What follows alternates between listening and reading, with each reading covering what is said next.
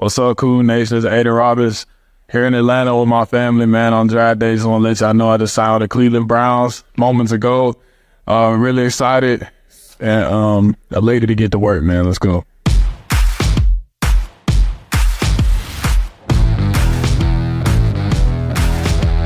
Welcome to the Dawgs podcast with your hosts, Blake Reneker, Justin Charles, and Josh All.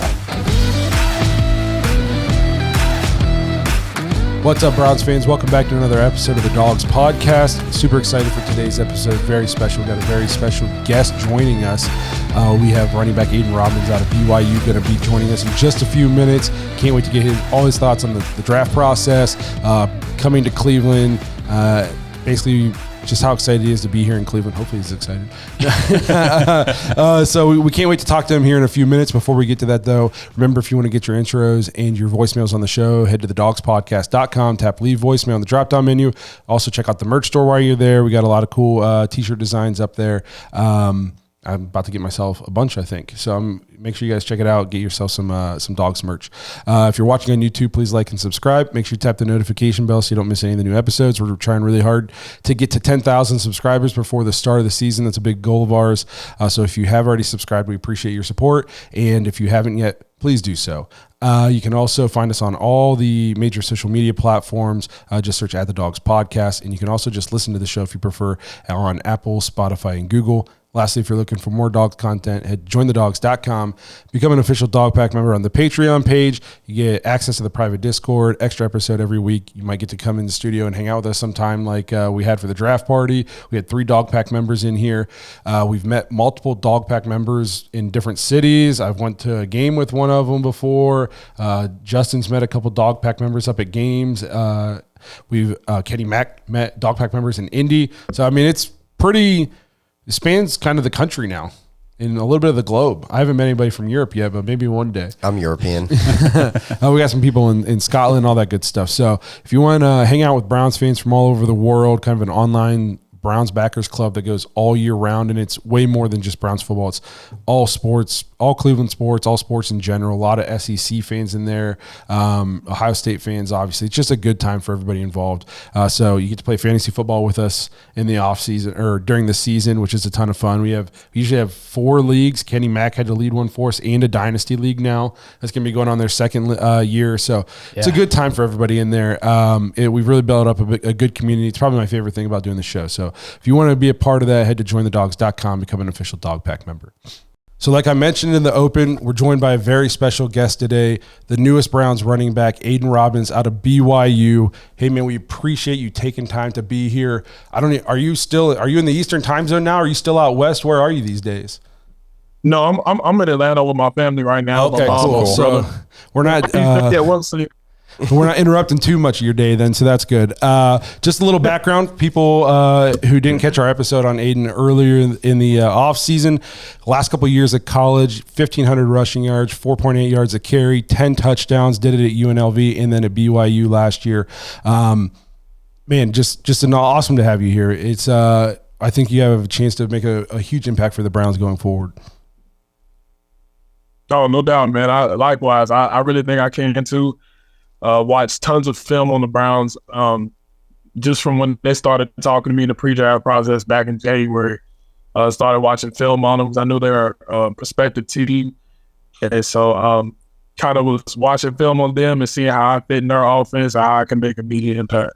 Well, I guess that'll kind of jump ahead a little bit, but how many times did you actually meet with the Browns or have calls or whatever with the team before, during the process? Yeah.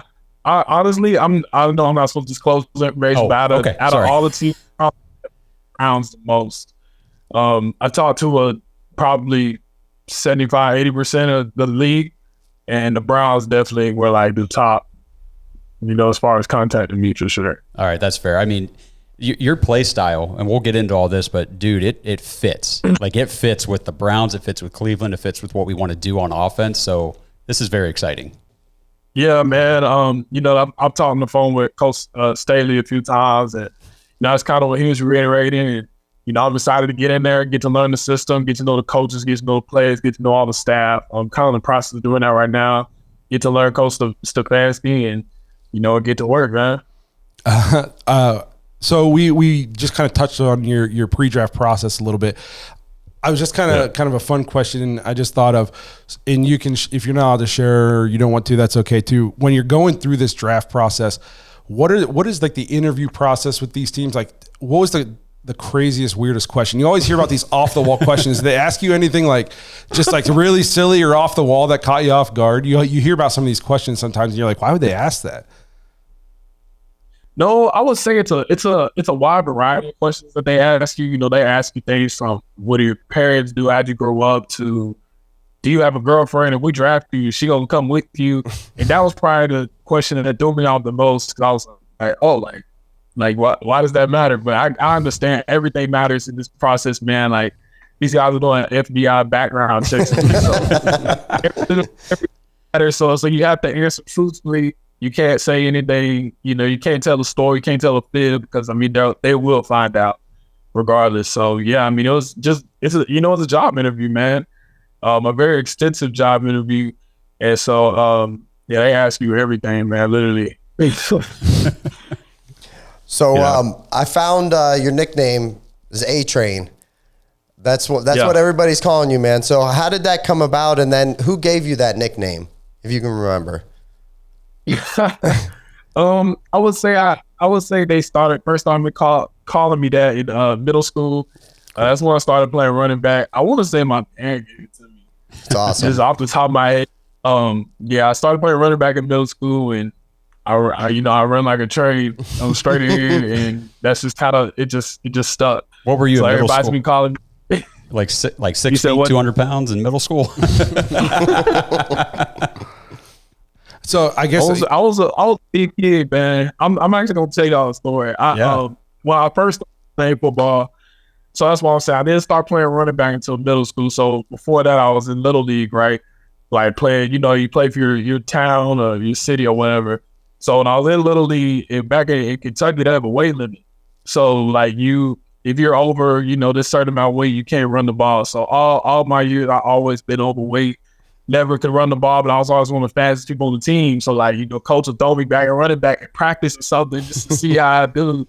But I was always on offense. I'd always have to play O-line, but then on defense, you can play anything. So I would play guard or tackle on offense and play free safety on defense. So you don't see that very often. And then in middle school, it finally was real football, and so there was no weight limit or nothing. So I just went back there and started playing running back, and it was an actual gift for me. We had weight limits in our league too, and I was also over the weight limit, but I unfortunately was not one of the fastest kids on the team. So you were playing guard and guard. Those were tough days, man. I remember the summer waves, dude. I used to have to strip down to my boxes, man. I'm praying I'm under the weight limit. And I look at the scale. I'm like, I don't know why I'm surprised. I remember it was going into my 6th grade year. We had different color stripes for your helmet if you were over the weight. And all off season, my coach said, if you're underweight, you can at least play fullback. And I was so excited. And then it was weigh-in day, and I got a red stripe. And I was like, well, it was like the most depressing day of my youth. I had to just go play guard the rest of my life. Bro, my dad used to put me on the treadmill. I used to try to lose weight, everything. It just, it didn't work out for me. I was a big kid. I wasn't fat, but I was a big kid. I wish I could say the same. So we kind of talk about how big you've been, your whole life, bigger kid in middle school. Now obviously, if for the people watching who don't know, I mean, 6'2", 235 pounds. If correct me if I'm adding pounds to you. I don't want to make you look, but just huge bruising running back. And that's kind of the style of football you play. But one thing we wanted to touch on was your ability to catch passes. You had 23 catches, 125 yards, and a score in 2022. Do you think that's kind of like an underrated part of your game, catching the ball out of the backfield? Yeah, definitely. I feel like I'm pretty versatile. I feel like I can do everything, man. Anything a smaller back can do, I feel like I can do that as well. That's why I like when I'm studying running backs, I study smaller guys. Obviously, I study guys that, share the same vitals as me, Derrick Henry, Eddie George, Latavius Murray, guys like that. But I also like to study smaller backs, Barry Sanders, Alvin Kamara, Christian McCaffrey, and just, see how their game can translate to my game, just making me a better back all around. We didn't really utilize the running back a whole lot in the past game this past season at BYU. So obviously you didn't see a ton of like stats in that regard, but I definitely feel like I can make an impact in the passing game as well. I was going to say, one of the things that I was reading about you, and they were talking about, Aidan Robbins is declaring for the draft, BYU, what are they going to do at running back next year? And they were really focusing, what I was reading about, your pass protection. And I thought, that is key. Like, that is a big way for you to get on the field early on in the NFL and really make your impact. So talk a little bit about pass protection and how you think you do in that, aspect of the game. Yeah, absolutely. I mean, you kind of, when you're talking about pass protection as the running back, you kind of have to switch that mentality, go from a running back to a linebacker. I had offers out of high school to play linebacker at SEC schools. So it's just like, I'm not afraid to go fit up a linebacker, because they just as big as me. Yeah. And, that's the mentality you have to have when you playing running back. It's not just a glory position where you get the ball. Anybody can run the football, but how can you play without the ball in your head? Can you run routes? Can you get open? Can you pass protect? Because, I mean, that's part of your job. That's part of the job description. So, I mean, pass protection means just as much to me as getting the ball on a zone play or catching an arrow route. I think that's a good way to become kind of like an every down back. Is you always hear, especially younger players, is they don't the pass protection's where they're lacking, so we can't have them on the field and obvious passing situations, that kind of stuff. So I think if you're a willing blocker and it's something you can pick up quickly, like Josh said, it's a great way to get on the field early and often when you get to the league. This episode is brought to you by Omaha Steaks. Browns fans, Mother's Day is coming up, and if you are having a cookout or a get-together with friends and family and whatever, you want to make sure you have the best food available, and that's Omaha Steaks. Head to omahasteaks.com/dogs right now. They're doing their spring sale, 50% off site-wide. Plus, you know it, you get $30 off your order when you use promo code DAWGS, DAWGS, when you check out. Get all the good stuff for Mother's Day. Grill out some steaks, burgers, chicken, jumbo franks, brats. They've got seafood. They've got appetizers. They've got desserts. They even have wine. Everything you need for a great Mother's Day cookout or just any cookout this spring. Make sure you get it from Omaha Steaks. They've got the best stuff and the best prices. This is a great deal. You cannot get better food for this deal in the stores. The stores are just screwing us right now. This is awesome. Take advantage. I've been promoting Omaha Steaks for like 3 or 4 years now because I love them. I buy their stuff all the time. The freezer always has Omaha Steaks. I don't even know what's in there half the time. We just pull it out and start eating because it's so good. Give it a try if you haven't, and if you already have, you know how great it is. Get ready for Mother's Day with Omaha Steaks at omahasteaks.com/dogs. 50% off site-wide during the annual spring sale, and get that extra $30 off with promo code DAWGS when you check out. Minimum order may apply. So we kind of talked about how you watch smaller running backs, and then you mentioned guys like Eddie George and Derrick Henry. It got me thinking, is there anybody that you model your game off of, or like somebody that you watch and you're like, and you just like, this is a guy you've kind of watched for a couple of years and you're really into the way he plays the game? Like who are some of the guys in the league that you really like look into when you play? Yeah, absolutely. I would say Derrick Henry is probably the guy I watch the most. We watched a lot of his film. It really motivated me, especially like my 8th grade freshman year when he was at Alabama. I was like, okay, like he's a big running back. I know I can do it too. And so he definitely, was kind of like a trailblazer for bigger backs. And so I really favor his game. I watch a lot of him. I watch a lot of old school backs too. I go as far back as Jim Brown, Cleveland Brown great, or Earl Campbell, Eric Dickerson, Eddie George, who was a client of my agent Lamont Smith over at All Pro Sports Entertainment. So hopefully I get a chance to meet Eddie one day. But yeah, man, he's definitely someone I look up to as well. Where Eddie George was probably my favorite football player when I was growing up. He played at Ohio State, and then the Browns didn't have a team for a couple of years, so then I went and followed the Titans because he was playing for the Titans there with Steve McNair. So if you get to meet Eddie George, tell him I said hi. He's not gonna know who you're talking about, but I'll feel good. Go ahead. So, you're built like a big, bruising running back. But when we watch the film and like we see this great vision and like good speed, and I don't see like, do you prefer like contact, or are you more of a finesse running back? Because I think you could probably lay the wood on people. We've definitely seen both. Yeah, you know what I mean. But like, what do you prefer? Honestly, I prefer to score touchdowns. Yeah, okay. It doesn't matter to me, man. And I just love having the ball in my ears.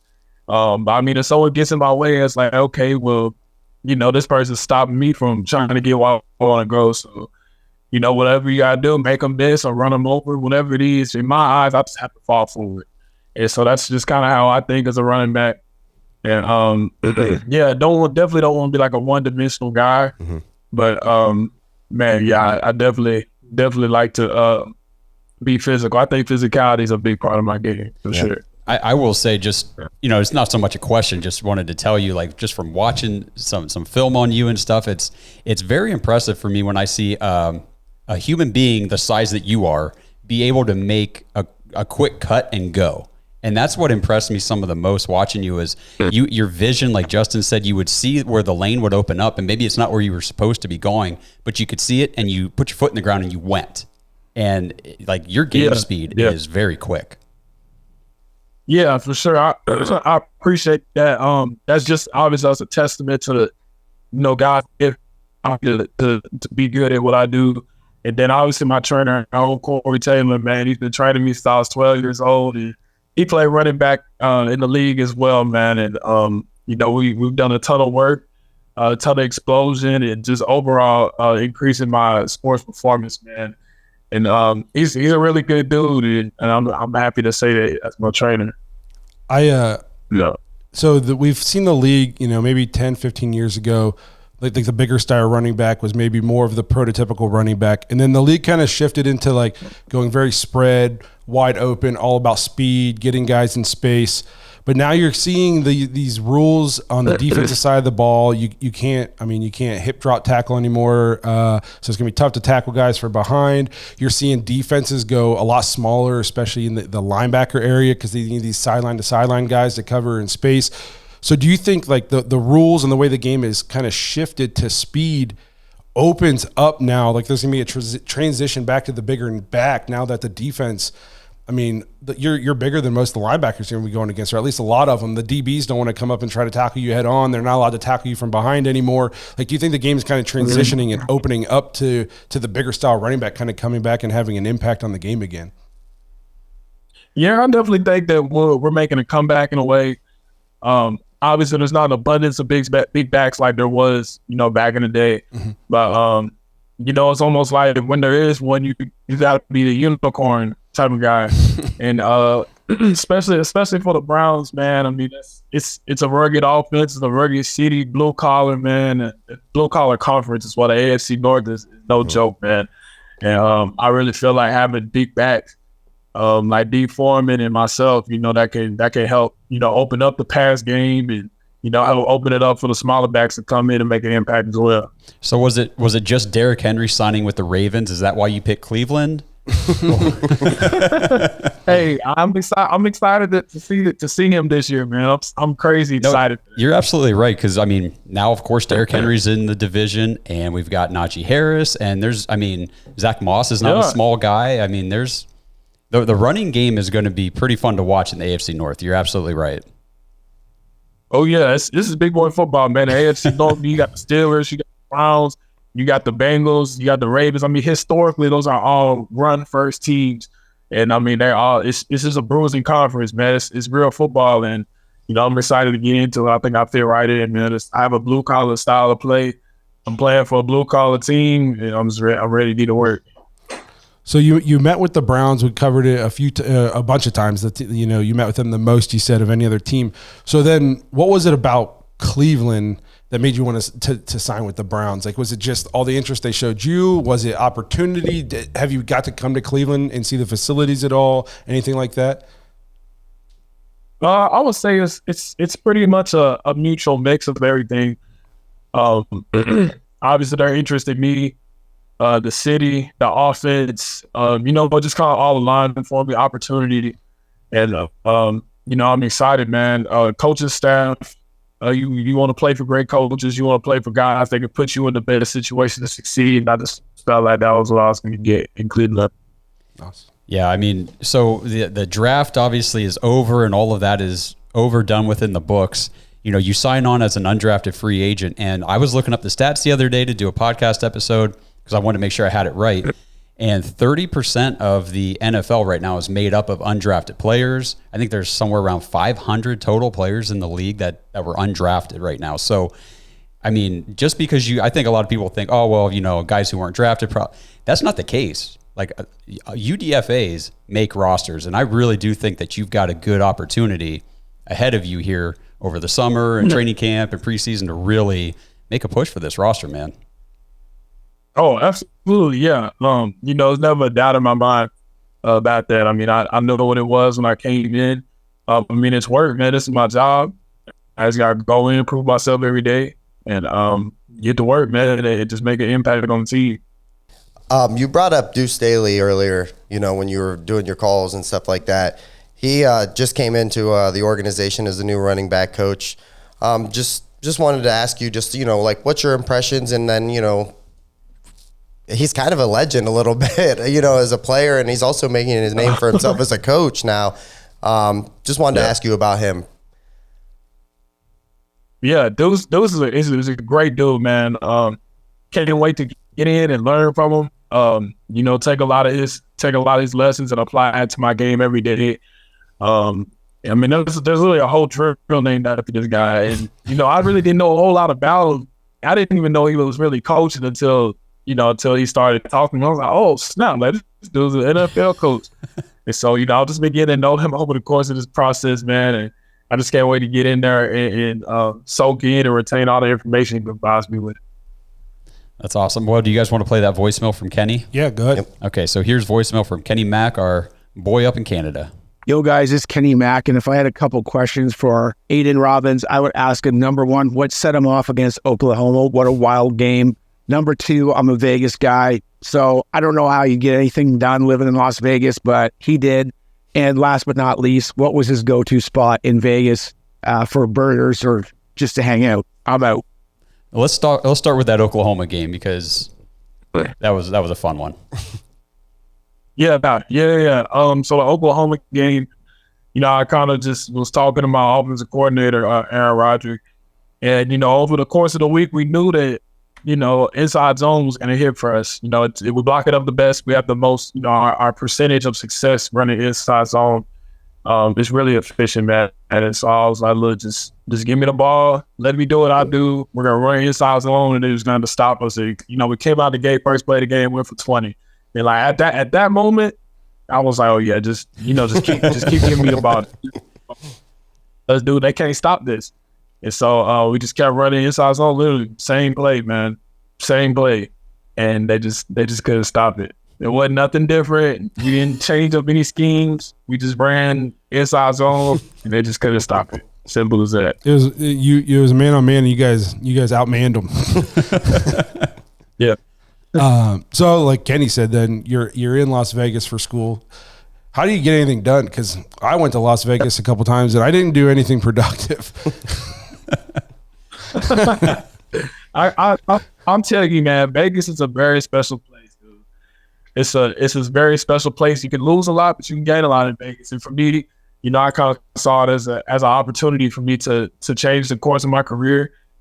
Take advantage of the opportunity that was given to me by Coach Arroyo, believing in my talents, my abilities to come in and, be that guy for him. And so, I kind of took that as a challenge and went in. Obviously there's a lot of outside doors. Everything is accessible in Vegas. So it's really up to you with, how you spend your time. And, I spend my time in the film room, in the weight room, and in the training room, and just trying to get better. Obviously, I have fun every night, dude.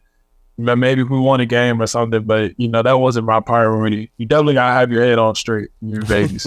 I think that's maybe something that people would underlook as a fan, but I think that front offices and GMs around the league would look at a guy who's having success at a school that's in Las Vegas, and he's the guy who's in the weight room. He's not out on the strip. Like, if you can keep your head on straight in Las Vegas, you can keep your head on straight in Cleveland or in Cleveland. You know what I mean? So I literally went from Vegas to Provo, Utah. So like, anywhere I go, I'll be fine. I went to Utah for work last year. Not a lot to do. I was in Salt Lake and I was like, what is going on here? Where am I? Yeah. Stephanie. Well, I was going to ask if you're already in Cleveland or not. You said you're down in Atlanta. So basically, if you get up to Cleveland, you need to know some good grub spots. Hit us up. Yep. Clearly, I know all the good spots. Need all the Browns fans to inbox me their favorite spots and need all the good food. Oh, we can definitely do that. Oh yeah, for sure. You heard them, Browns fans. Jump in his inbox. Let him know where all the good food spots are up there. So we'll wrap this thing up. We appreciate you coming on here, taking time. I know this is probably like a crazy busy time in your life right now. All the draft process and signing with a football team, all that good stuff. So we really appreciate you getting back to us and jumping on here and taking the time with us. Yeah, I appreciate y'all for having me, man. I love this podcast. It's great. Well, we appreciate you being here. Hopefully we'll get to catch you in person up at camp. We usually get up to camp at least once or twice a year. So hopefully we can run into you up there, say what's up, and we can't wait to watch you in the brown and orange this year. Yeah, no doubt, man. I can't wait to meet y'all in person, man. Dog pound, go Browns. Well, we want to give a huge thank you to Aidan Robbins for being here with us today, joining us on the show. We love having Browns players on. We appreciate you getting back to us in such a timely manner, coming in, hanging out with us when you just now got to the team. I'm sure it's a busy time, so we're greatly appreciative of his time today joining us. Hopefully you guys all enjoyed the interview, and hopefully we get to see him in Cleveland, for a long time coming, scoring a lot of touchdowns for the Browns. Again, we appreciate everybody who's been watching, hanging out with us throughout the offseason. Hopefully we can snag a couple more Browns interviews for you guys heading into the offseason, heading into the thick of training camp, stuff like that. We appreciate you guys being here, always supporting the show. One more thank you to Aidan, and everybody have a good week. Thanks for listening to another episode of the Dawgs Podcast. Make sure you subscribe on YouTube and follow us on Twitter at the Dawgs Podcast. Get your thoughts on the show at thedawgspodcast.com.